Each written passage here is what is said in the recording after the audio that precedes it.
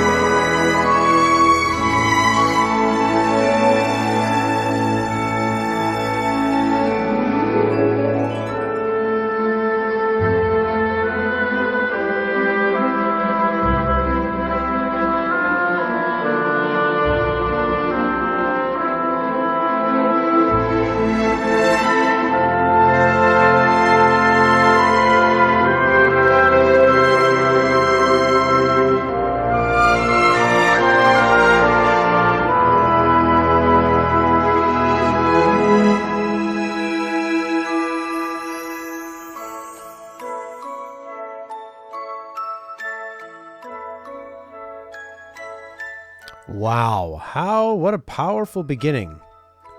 I mean, that's right up there with, who's the guy that does, like, the rituals of spring and fall and winter and has, like, the clarinets and Peter the Wolf and all that crap. Is that Mozart? I don't know. But this is so stirringly beautiful. The real performances. Felix! The real performances are so powerful. Like, whatever's playing right now. I'm gonna guess like a clarinet or a flute or something.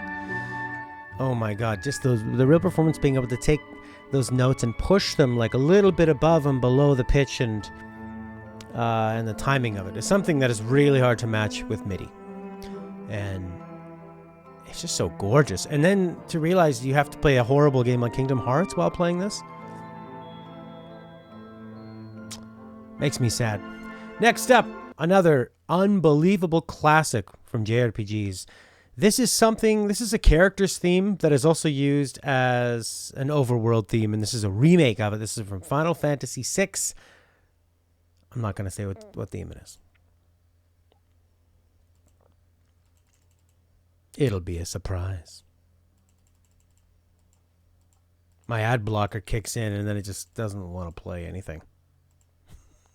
Now, here it goes.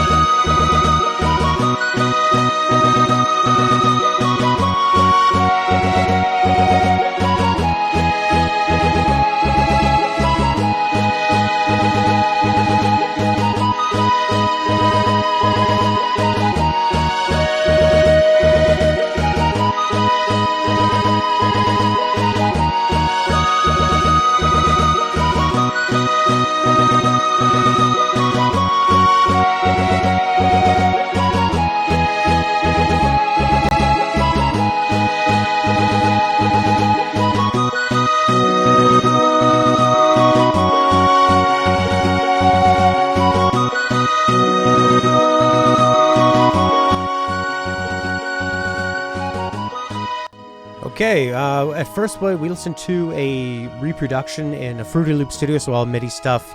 Like Siflan was saying, very faithful reproduction, and then just trying to use as many orchestrated instruments as possible. This is when Uematsu was taking what he was limited from in the NES with only having the 4 music channels and now able to use everything the Super Nintendo had to offer to try and sound like a symphony. I thought that orchestration was okay. It's nothing special. It was a great example of showing the limitations of MIDI orchestration, where it was good. It was a very good MIDI orchestration, but you definitely can tell that it's not there in terms of the human touch. Whereas sometimes, so like the Super Nintendo version here, this has got the samples are like, they're way more condensed, but and way more compressed, but in a Super Nintendo style, which gives it its own kind of flavor. But I mean, the track itself holds up no matter how you orchestrate it. It's got such a wistful longingness. That one solitary melody line is sort of like beautiful and pure, with this military march all around it, just sort of pushing in. Kind of gives it almost like a claustrophobic military march, but then this like hopeful solitary voice, which is Terra in the original story. And it's so great. It like kind of flips an Imperial March or something on its head. Iceman. All right. Next up is going to be from... Let's turn that off. Thank you very much, Super Nintendo. Next one is from Legend of Mana. I guess this is an El Azul pick because I just saw today that there's a character in Legend of Mana called El Azul, and El Azul has told us that many times. All right, this one's called Hometown Domina.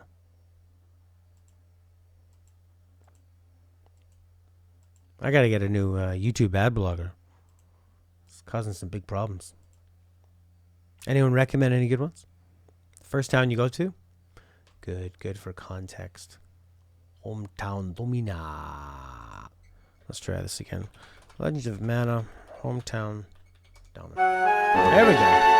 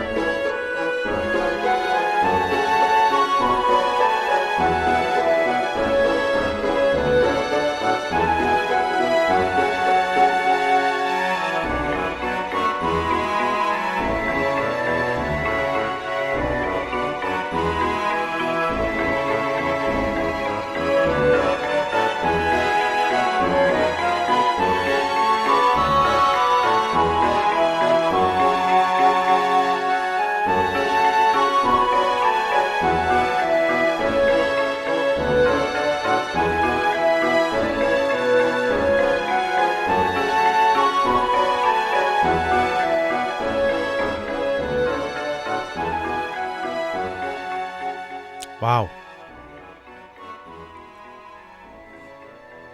I mean, this is like very impressive. This is on the PlayStation 1, so it's the first time they were able to really open up their audio, and size was no longer going to limit the amount of quality you could have, and it let people really explore. And some people have criticized that when they switched from, say, that like Super Nintendo NES style, like we just heard, to this where there were no limits, that sometimes it kind of ruined the tunefulness and how melodic things are. And it became more filmic and sort of like background and scorey. Especially when you have to load something from a CD, it can be harder to have things react quickly to what's going on. But I think in an RPG where they know you're going to be in a town for a few minutes and listening to people, reading stories, looking around, hunting around, that you're going to have more time to let one of these tracks take its course, and it doesn't really matter what action you're doing while it's playing.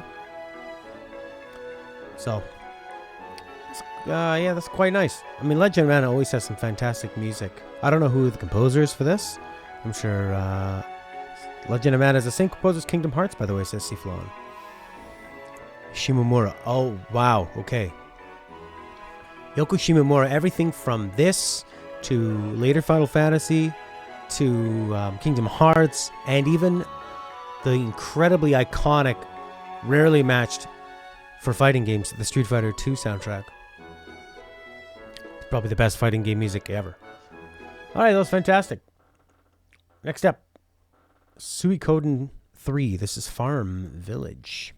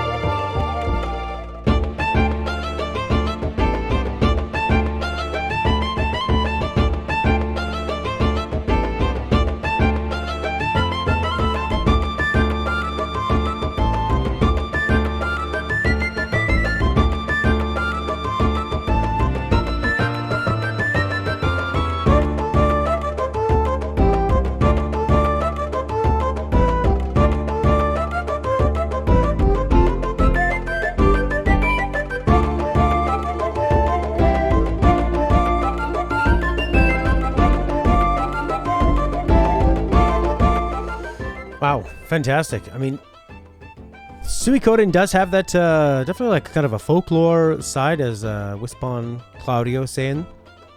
But also the way the percussion is done, it has almost like a prog rock kind of feel to it. Well, even though while it's still staying in like an 8, there's nothing uneven about it in terms of its like layout, but the way that the riffs and the repetitive musical figures are done, those are done in almost like you're cutting a beat off, but then the way that they cycle together, it all works out. So it never leaves you feeling sort of like disjointed. It never feels very jarring.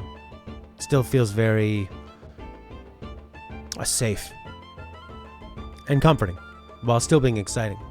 That's fantastic. Next up is from Final Fantasy XI, the Federation of Wistenhurst or something? Windhurst. Ooh, Under the Sea.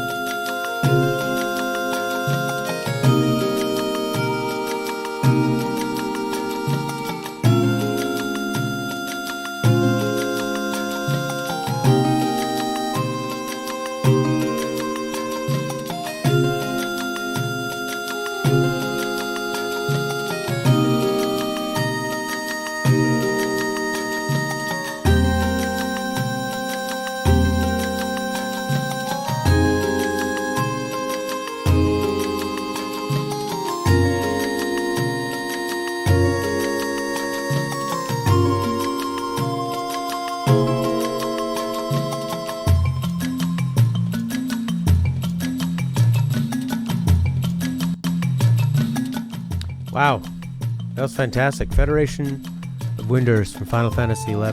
A lot of these MMO games tend to have pretty fantastic music. Again, like I was saying about when you have a town theme in an RPG, you know that the player is going to be listening to the track the whole way through. It needs to be interesting, but it can't be irritating, because there's a good chance the player could be grinding through and listening to it for hours and hours and hours on end. So you have to be very, very careful about how you handle this music.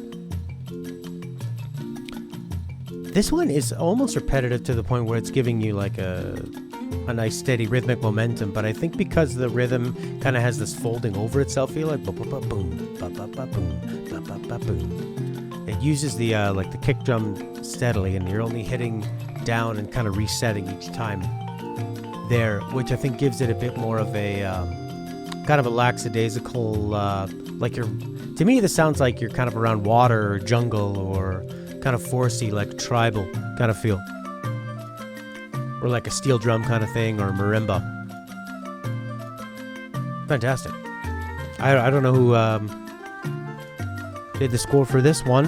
I mean, it's a Final Fantasy game, so they tend to have a pretty small list of some of the top people in the industry. All right, next up, speaking of Final Fantasy and top composers in the industry, these ones that are so good, I don't even want to introduce them.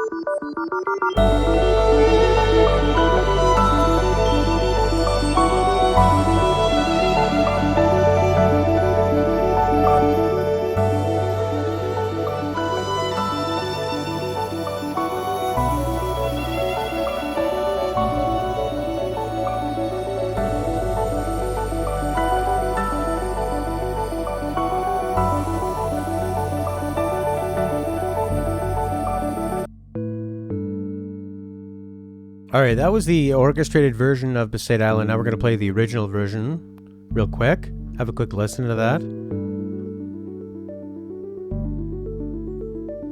Oh my god, you guys. It's Final Fantasy. There they are. It's wonderful. I think that the touches they used on the original, on the reorchestration, like the rain stick and all that stuff, really increases the ambience that this track suggests, but never really gets to because it's using so many just MIDI instruments. And I think that the reorchestration is one of my favorites for this one.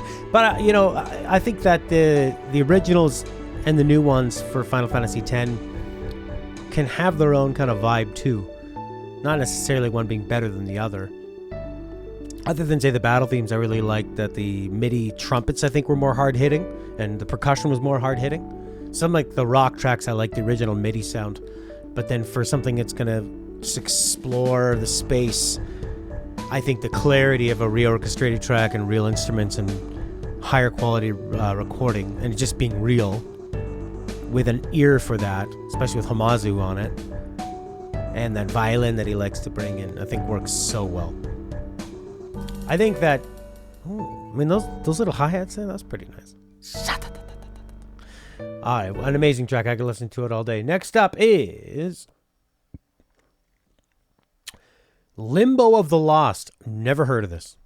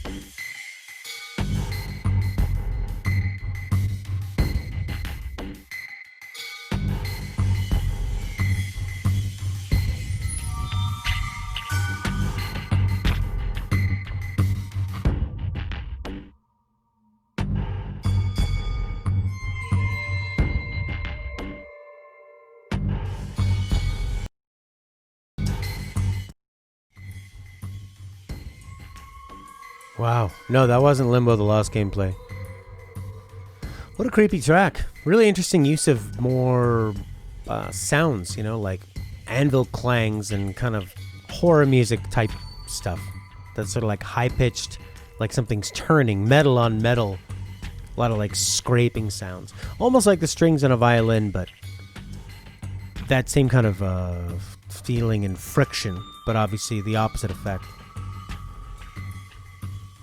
And then with a beat that sort of resets itself, is like steadily pulsating, but where it sets back to its one beat is probably repeating the same part, but to me it always feels like it's a bit off. Like you can never get your ground. You never feel stable within this beat. Oh, and those like kind of nice dripping with the stereo effect. Sounds like things are dripping off the walls and falling kind of behind you. Heavy iron doors shutting. It's perfect. Perfect for a sewer theme. Next up, Nuclear Throne Sewers theme.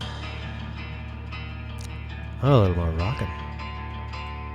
Now we can use this footage.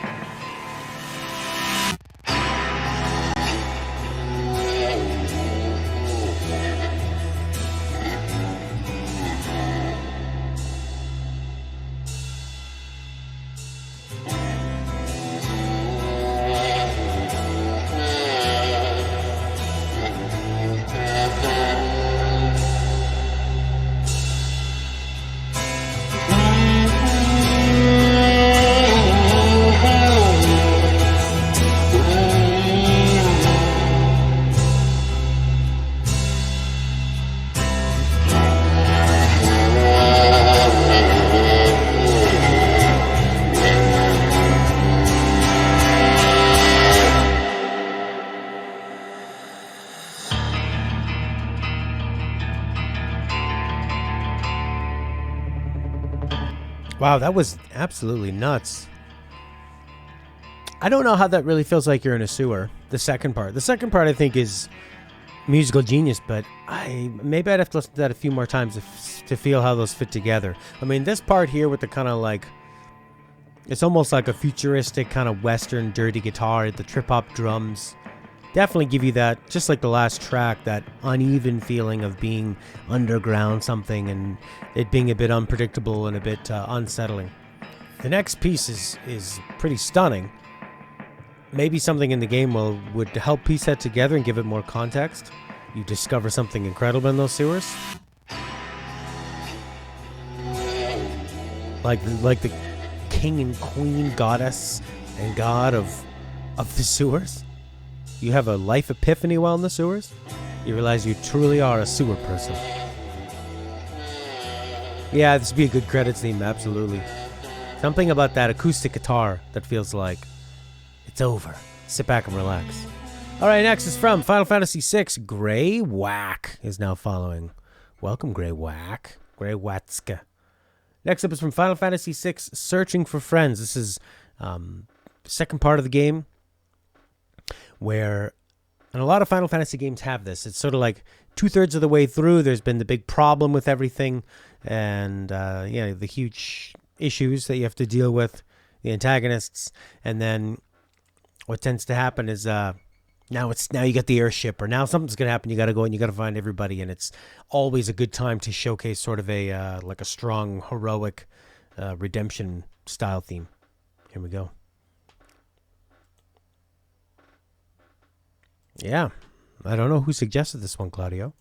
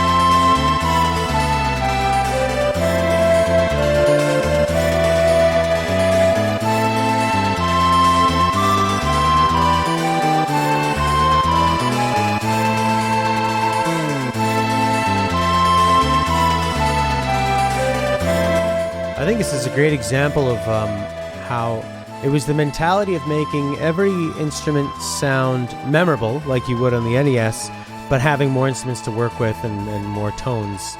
I mean, the way that like opening bass line is just kind of snaking its way down. The hi-hats are just kind of doing this with like crazy effects on them that you couldn't do in the NES, but are still like catchy and really ambient. And it's really just like the bass line in that one melody point with some like backup string chords in the back. It's quite simple. It's almost a throwback, but kind of the best of what the modern at the time technology could do. Just incredible. I mean, what he's doing with that bass and this turnaround he does here.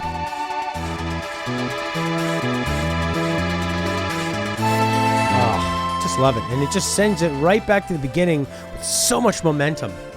And it really does capture this feeling of like an airship just flying down, and swooping down and coming back up again. It's incredible. All right, another Final Fantasy track coming up again. Another Uematsu track. That was an Uematsu one. This is from Cosmo Canyon in Final Fantasy VII.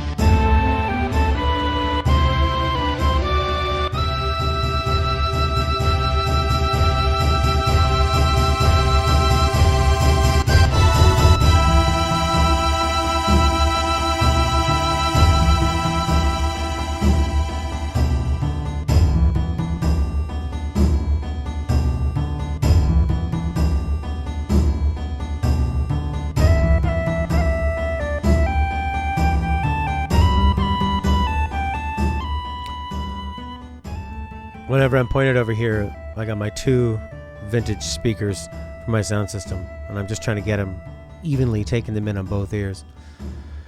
I mean, what a great theme. And this is one console generation after the last track we heard. Same composer, same franchise. And you can hear he's still kind of using... It almost sounds like he's writing for a Super Nintendo. And he actually is using just the basic instruments that were available on the Sony sound chip. Even though they had 3 CDs worth of storage for this game because they wanted to have these huge CGI visual moments, he thought it'd be more effective to have it composed with the hardware on the console as opposed to recording it on a CD and playing it, so you'd have quicker access to those things. You know, because loading times were an issue back then. So if you wanted to quickly change what you were doing, this was the way to do it. And Sony had created the sound chip for the Super Nintendo, so that's why this sounds so familiar to it. And maybe it was just because everything was so new, why not stick with what he already knew before exploring out with like Final Fantasy VIII and 9 and 10. It's a real simple, powerful, but not condescending track, you know, to try to sound like we're doing something tribal and spiritual. But who am I to say on that? All right, next up is from Final Fantasy 15. Another Final Fantasy track. This is Final Fantasy 15 Comrades Lastalum. Yeah, what's that? Lestalem.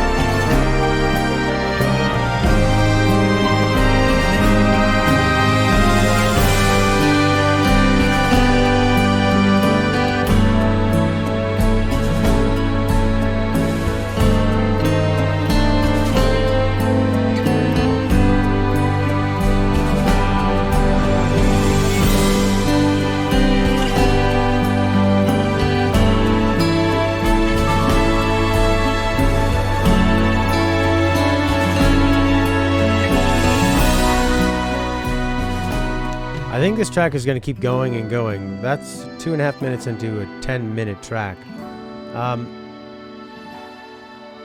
You know, the interesting thing about Uematsu's later stuff is I think Uematsu's like a rock band kind of guy. And it seems like his later stuff, this one and the same one from Final Fantasy VII Remake, the one that, you know, was talking about, Hollow Skies.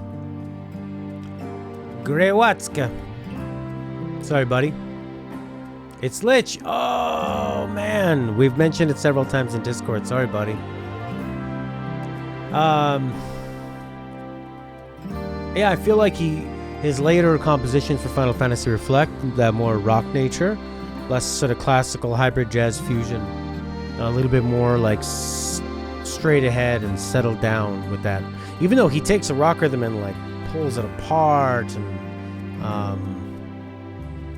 gives it like it's like so slow, but there's so many other things going on in between it that gives it like a nice pace and keeps it really interesting. But it definitely is more of I don't know, it's more like reflective and solid. All right, next up is from Final Fantasy XIV, called Kugane Night Theme.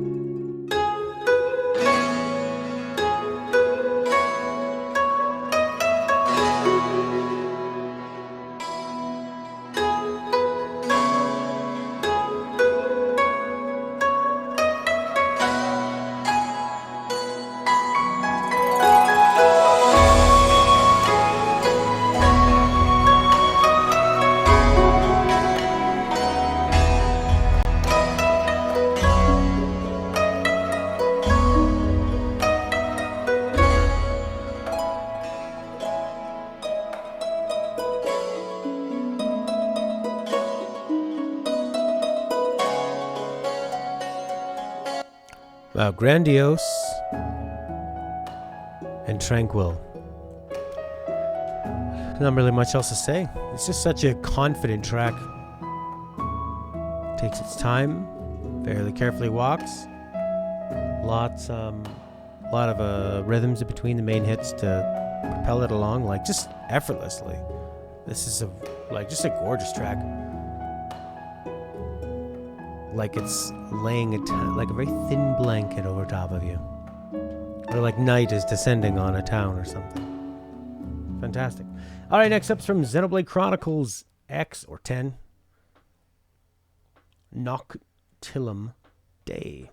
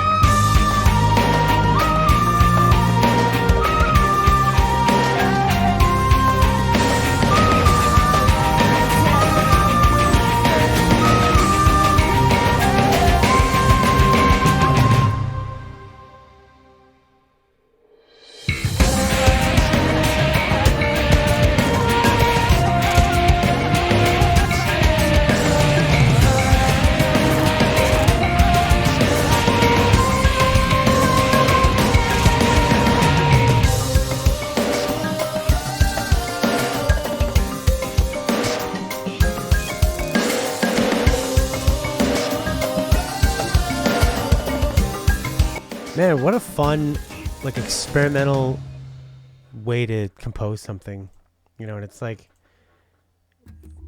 kind of only in video games, eh? You are. It's almost like you're trying to come up with something that would be considered, say, like world music or traditional music from some culture that doesn't exist. And you can combine a lot of styles. You can give it like a fun, festive, but like futuristic vibe. Lots of kind of like bleeps and bloops and glitches and stuff, and just really go all out. Again, like I feel like I say this each week about how lucky we are to have this whole genre of video game music where it's so unique in terms of what instrumental music can do. I feel like it's a refuge from just kind of hearing things that are, you know, like on the radio or like pushing through, where it's really hard to find a lot of inspiring stuff, and this is just, we're just getting so much of it every year with every, you know, new game that comes out. And God, I'm just so glad that this exists as an avenue. All right, next up from, well, like probably our first, well, we've had a few that haven't been RPGs, but this is from Mega Man X3. I'm assuming this is like a sewer theme. It's got the word toxic in it. Toxic sewers, I think.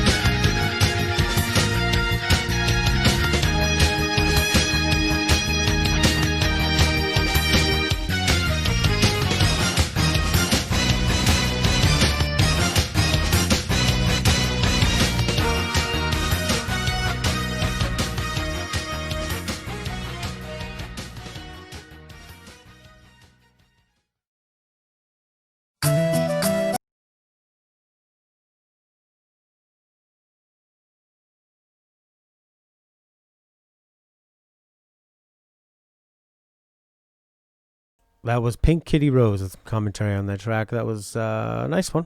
Normally, for Mega Man, I always think just like Mega Man 1, 2, 3, those original ones. But that was a pretty nice one. A little more chill. They always sound more chill without those NES beats just blasting into you. Next up is going to be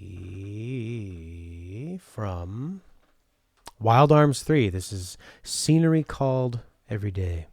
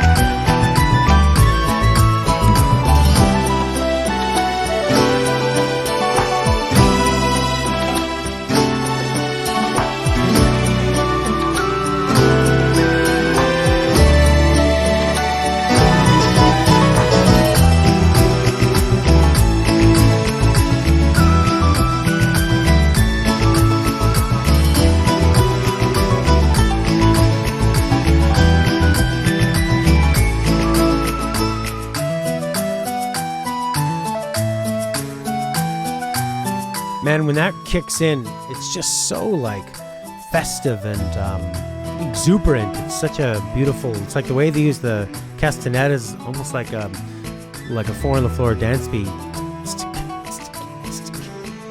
It's got kind of like a galloping western feel to it with a lot of different elements fused in, like that fun bass, just having a grand old time jumping around. This reminds me a bit of Chrono Cross as well, like you guys said, like a Japanese composer's take on a lot of Western music themes, and with an emphasis on Western. Man, this is crazy. Wild Arms and Western Arms has a lot of great tracks. All right, next up is going to be from Final Fantasy VIII. This is Blue Fields, an Overworld theme.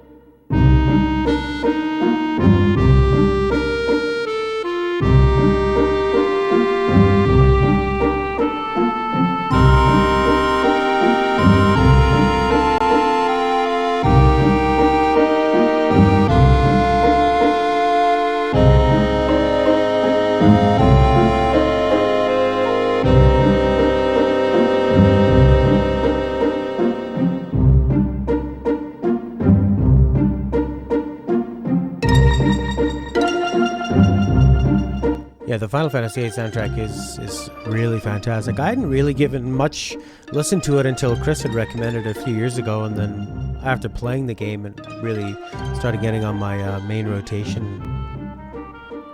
It's probably one of the strongest Final Fantasy soundtracks from start to finish. This is still on the same hardware as Final Fantasy VII, but Uematsu spreading himself out a bit more now that he was established with 7, and I mean, it feels like with 8 the pressure was off because they'd already had the big success with 7, but to come up with a follow-up to that would probably drive lesser people crazy. But I think Square has always just done their own thing. They go, this one was fine, this was a great success, we're still going to tweak it and change things up for the next one. Although I do think that ever since 7 and continuing on with 8, they were obsessed with technology. How pretty can we make the CGI? Because they realize that's what sells. That's what sells to the mainstream, and the hardcore is will end up always being there. Yeah, it's a beautiful mystery to it. Not like a treacherous mystery, but like Chris had said, inquisitive. Like, what is around us? What are we doing? These are like college kids who are just finishing their they're kind of graduating from being like trained agents and now set out into the world. So they're now starting to make their own decisions as adults. And life is, getting very real. One of the best first halves in a Final Fantasy game I can remember. Next up is from Legend of Mana. This is Mystic City Geo.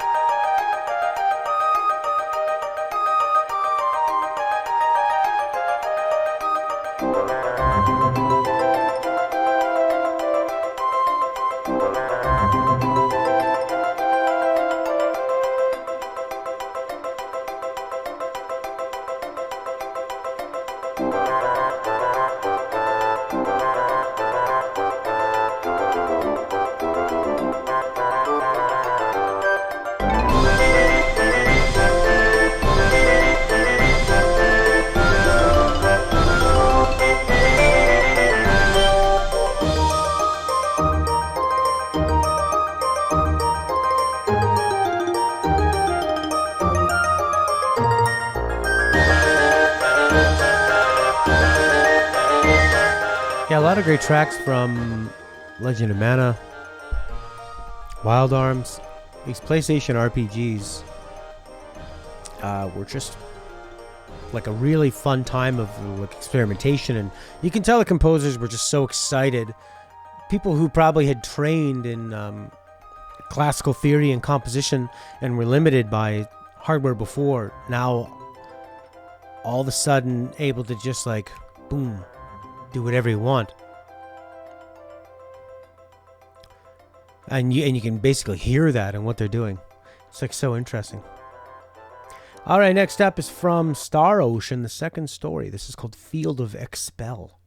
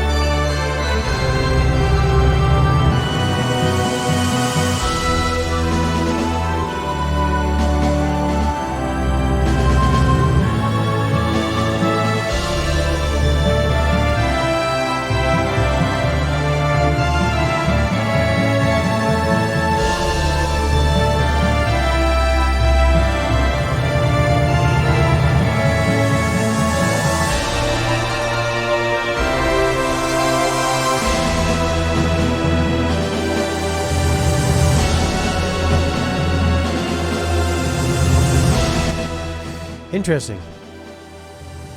You know, like I was saying with the last track, when they got to this PlayStation era and they were able to kind of do whatever they wanted, tracks like this sometimes feel like they've just thrown every little thing into it. It's sort of like almost kitchen sink style of like, they're going to have this, and now the drums are going to come in here, and we're going to have, oh, this part's rising, and this is falling, and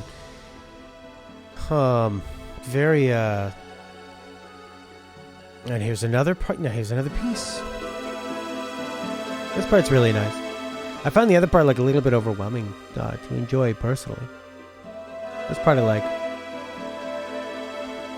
Yeah, the other one kind of seems like it's just like a fish flopping around. All right, next up is Romancing Saga minstrel song Sewers.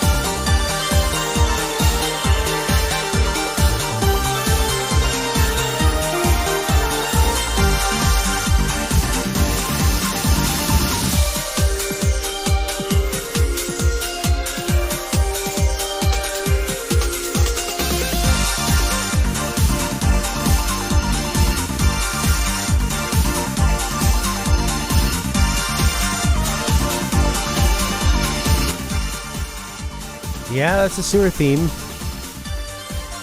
A really nice, elegant sewer. Connected to some kind of like elegant nightclub.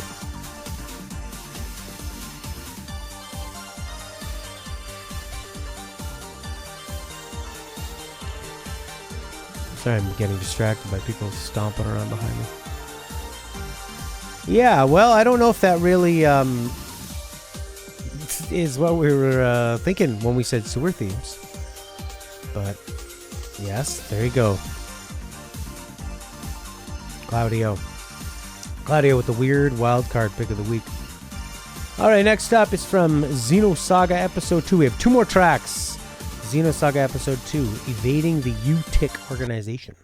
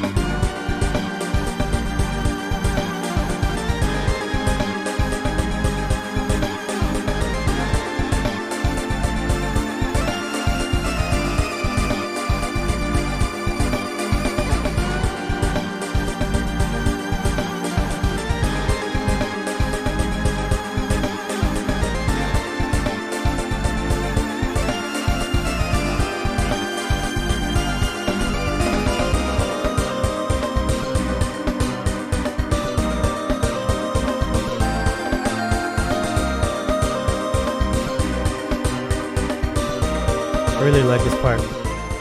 I'm a sucker for anything that descends down like that while doing that sort of like crazy rhythm meter where you're sort of just like bouncing back and forth as like all these polyrhythms working with each other, but kind of playing by their own rules. I can hear the like sewer part of it. It's got some kind of like, I mean, I think sort of the bass and there's some sort of like creepy sounds to it, and it kind of does sound like it's branching off into different places, almost like a labyrinth sewer in the future where this lady might exist. So yeah, it's a pretty interesting track. I mean, it all is like in context, right? Like if you compare this to say like what a normal land theme might sound like in this game, then you know that can make the sound extra sewery, right? So it's all relative to each other. All right, last track of the week, and then if you guys are okay with it, I guess we'll do Yoko Shimomura top 20 next week. This is Suikoden 2, Children Playing in the Fields.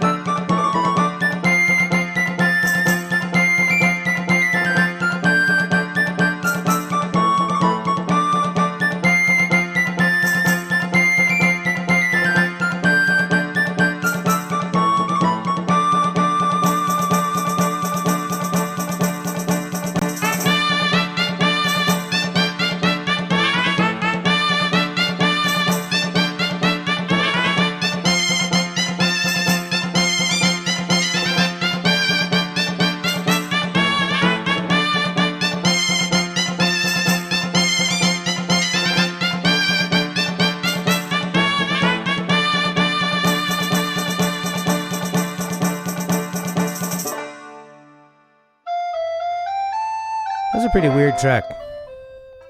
That was a really weird track. It's sort of like a little bit abrasive. Kind of in your face. Like you went to this village and you're tired and weary after a long journey, and you get there and all of a sudden they're having this festival and they're like in your face and trying to paint you and take your clothes off or something, and someone's jumping in your face with this really loud guitar. You're like, alright, okay, I've been on the road for a long time. Just chill out, please. Okay, you can sleep during this part of the song, but we'll be right around the corner with our guitars and our percussion and our energy, our endless energy. Oh my gosh. All right, this next track is going to be my pick as we say goodbye. Yeah, I was thinking Thursdays I would start doing the 7 p.m. one, but because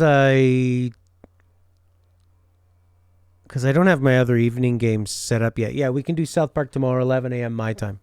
South Park tomorrow is 11 a.m. my time, so 1, 12, 3 hours earlier than this one. It'll be on Twitch streamed and then uploaded to YouTube after. All right, this next track is from Morrowind. It's called Over the Next Hill, baby cakes. Bye, everybody. Have a good one. Thanks for contributing. Thanks for watching, listening. And we'll see you tomorrow with some South Park. Bye.